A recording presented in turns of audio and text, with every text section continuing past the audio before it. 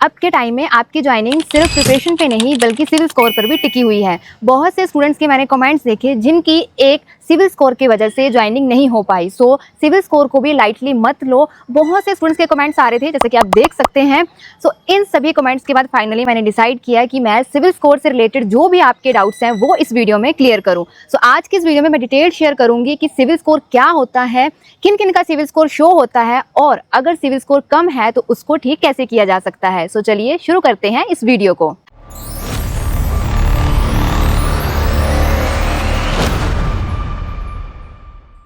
सबसे पहले बात करते हैं सिविल स्कोर क्या होता है। सिविल स्कोर एक नंबर होता है जो कि 300 से 900 के बीच में वेरी करता है।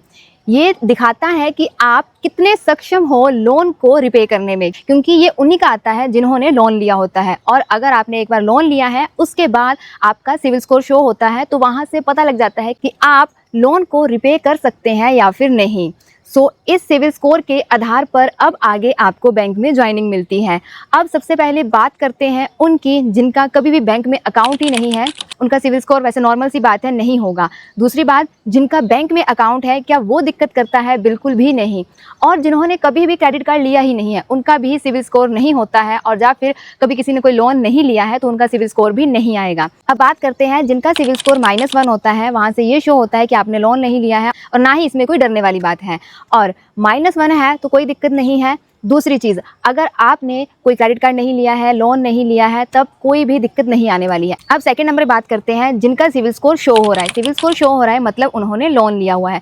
लोन लिया है वो बिल्कुल भी दिक्कत नहीं है। जैसे ही IBPS की नोटिफिकेशन आती है आपको नोटिफिकेशन में सिविल स्कोर शो हो जाएगा। SBI की नोटिफिकेशन आती है तो आपको सिविल स्कोर शो हो जाता है।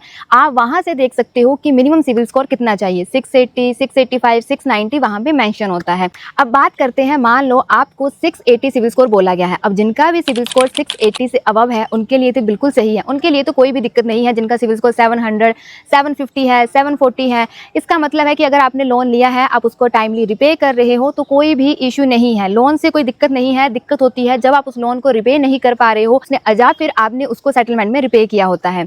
अब एक और चीज़ बता दूं कि जिनको भी ये डाउट है कि हम सिविल स्कोर कहाँ से निकालें, आप अपने नियर बाय बैंक में जाओ, वहाँ से आपको सिविल निकाल के दे देंगे। हो सकता है वहाँ पे अगर चार्जेस वगैरह हो तो वो आप पे भी कर सकते हो, इसमें कोई बड़ा इशू नहीं है। आप ऑनलाइन किसी भी ऐप से सिविल स्कोर निकाल सकते हैं बट वो इतना वैलिड नहीं माना जाता है। इसका बेस्ट सोल्यूशन है आप नियर बाय जो भी ब्रांच है, बैंक है, आप वहाँ पे जाओ और अपनी सिविल रिपोर्ट निकलवा लो, उसमें आपका सिविल स्कोर शो हो जाएगा जो कि बिल्कुल वैलिड माना जाएगा। अब बात करते हैं जिनका सिविल स्कोर 680 से कम है। अब क्या हमें ज्वाइनिंग में दिक्कत आएगी या फिर अभी ज्वाइनिंग में बहुत टाइम है, अभी तो हमने फॉर्म फिल करना है, जो भी है। देखिए, आप ज्वाइनिंग से पहले पहले अपने सिविल स्कोर को ठीक करवा लो। वो ठीक कैसे होगा? जो भी आपने लोन लिया हुआ है उसको रिपे करो। सेटलमेंट में बिल्कुल रिपे नहीं करना है। सेटलमेंट मीन्स कि अगर आपका 20,000 है, आप उसको सेटलमेंट में 10,000, 8,000 या फिर 12,000 पे कर रहे हो तो वो सेटलमेंट कहलाएगा। आपको फुल रिपे करना है, जिसके बाद आपका सिविल स्कोर अपडेट होगा। अब एक और चीज़, सिविल स्कोर एकदम से अपडेट नहीं होता है। अब मान लो 1 महीने बाद आपकी ज्वाइनिंग है, अभी आप सारे का सारा लोन रिपे कर रहे हो और सोचो कि 1 महीने में जल्दी से जल्दी सिविल स्कोर अपडेट हो जाएगा, तो ऐसा बिल्कुल भी नहीं है। तो अब आप बोलोगे कि हमने तो लोन भी रिपे कर दिया है, हमारा सिविल स्कोर अभी भी अपडेट नहीं हुआ है, तो इसका क्या सोल्यूशन है? देखिए, आपने जिस भी लोन को रिपे करा है, जिस लोन की वजह से आपका सिविल स्कोर डाउन गया है, आपको उसकी NOC वहाँ पे सबमिट करवानी पड़ेगी, ताकि वो एक प्रूफ हो जाएगा कि हाँ, आपने ये लोन पूरा क्लियर कर दिया है और आपने कोई भी सेटलमेंट नहीं करी हुई है। देखिए, कोई ना कोई दिक्कत हो सकती है कि हाँ, आपने लोन लिया हुआ था, फाइनेंशियल क्राइसिस था या कोई भी रीज़न था कि आपको लोन लेना पड़ा। लोन लेना कोई भी गलत चीज़ नहीं है, बस ये है कि उसको टाइमली रिपे करो जो इंस्टॉलमेंट दी गई है। अब इसका यही सोल्यूशन है, उसको टाइमली रिपे करो। और जिनका भी फॉर्म फिल होगा, रिजल्ट आएगा, उसके बाद काफ़ी लंबा टाइम होगा, जब तक आपकी ज्वाइनिंग होगी तब तक तो वो सिविल स्कोर अपने आप ही अपडेट हो जाएगा। अगर नहीं होता है तो वो आप वहाँ से NOC ले सकते हो, यहाँ से भी आपने लोन लिया होगा। अब एक और चीज़ कि DV के टाइम हम सिविल रिपोर्ट निकलवा के लेके जाएंगे या फिर नहीं।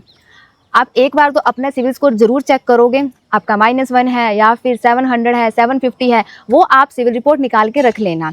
DV में साथ ले जाना, अगर तो वो चेक करना चाहेंगे तो चेक कर लेंगे, नहीं तो वो खुद से निकाल लेंगे, क्योंकि बैंक की ही वैलिड मानी जाएगी। तो नॉर्मल सी चीज़ है, अगर बैंक की ही DV हो रही है तो वो खुद से सिविल स्कोर चेक कर लेंगे, नहीं तो वो आपके द्वारा दी हुई रिपोर्ट्स को देख लेंगे। वो बात की बाद में बात है। अभी मेन चीज़ है, आपको अपना सिविल स्कोर ठीक करना पड़ेगा।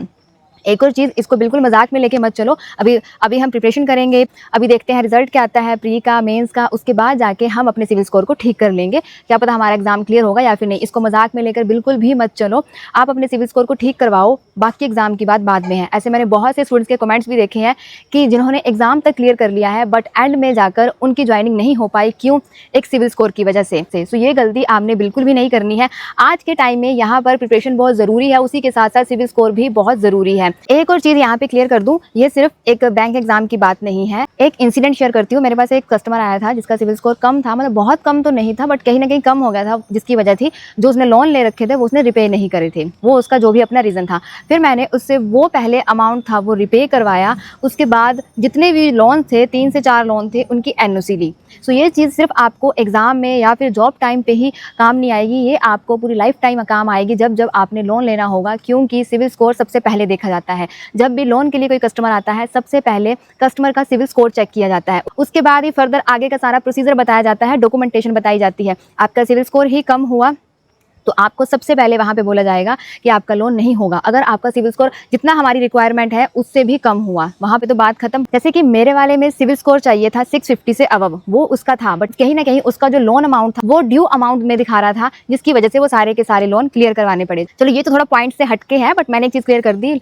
ये सिविल स्कोर सिर्फ यहीं पर नहीं, आपको आगे तक काम आएगा। सो इस चीज़ का ध्यान रखना, कभी भी कोई भी लोन लेते हो उसको टाइमली रिपे किया करो। जितनी इंस्टॉलमेंट होती है वो टाइम से रिपे करते रहोगे तो आपको कभी भी कोई दिक्कत नहीं आएगी, चाहे आपने जितने मर्जी लोन लिए हो। इंस्टॉलमेंट टाइम से जानी चाहिए। सो ये थी वीडियो जो मुझे लगता था कि सिविल स्कोर से रिलेटेड आपके साथ शेयर करनी चाहिए।